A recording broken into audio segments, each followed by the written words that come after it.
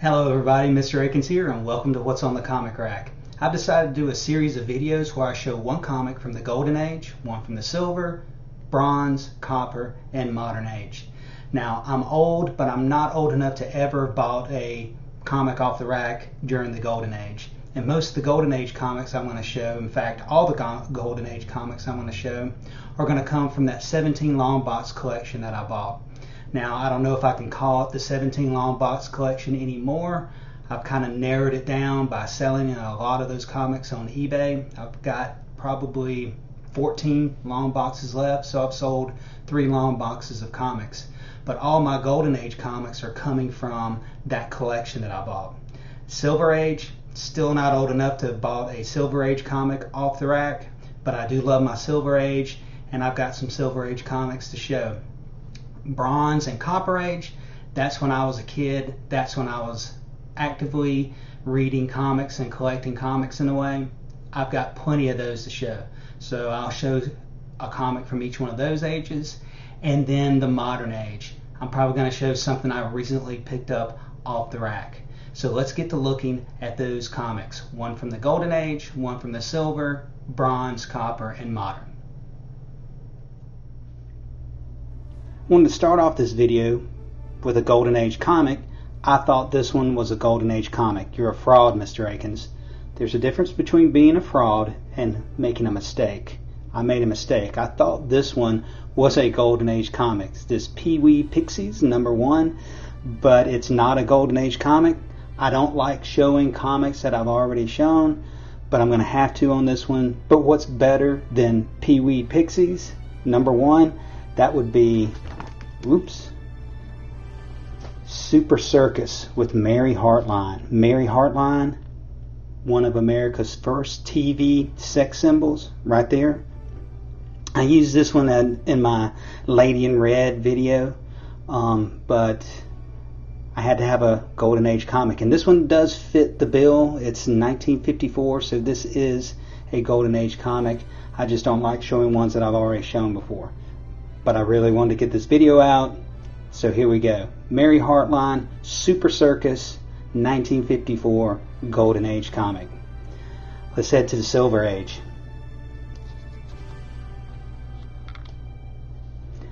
Fantastic Four, #89.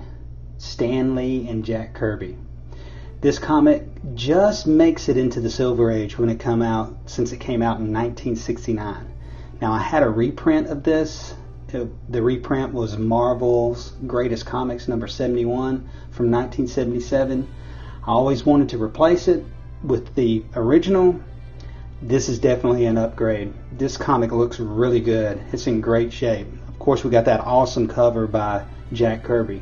I always love how Jack Kirby makes the characters appear to be coming out of the page. This works perfectly for Mr. Fantastic here. Next, we're going to go to the Bronze Age, but I'm going to stick with Jack Kirby. Machine Man #1. Now, a while back, I participated in Comic Collector Geek's Friday Challenge robot covers. I'll put a link to that video up here somewhere, and a link to his channel below. During that challenge, I was reminded how much I love Machine Man, and it just so happens that my LCS picked up a new collection, which he was going through at the time, had a bunch of comics sitting on the counter, and this was sitting on top of one of the stacks. Machine Man #1. I knew I had to pick it up. This was written and drawn by the king himself, Jack Kirby. I love this cover. Another great Jack Kirby perspective cover where he's coming out of the panel. So let's head to the Copper Age. Now, the Copper Age consists of a large period of time. This is Action Comics #718. I love looking through the dollar bins every time I go to my LCS, and I always find something I want. This time it was Superman in Action Comics #718. This is a great homage cover to John Byrne's Superman #4. And yes, John Byrne seems to make it in almost every video I do. I'll put a picture of that cover beside it for comparison. I love when characters interact with the trade dress, and this is a great example of the character on the cover interacting with the trade dress. always makes for cool covers. And the last comic, my modern comic, my latest pickup, Dawn of DC Green Arrow #1 by Joshua Williams and Sean Isaacs. This was a really good read. I love the interior art as well. Got me interested and wanted to know where Oliver Queen is.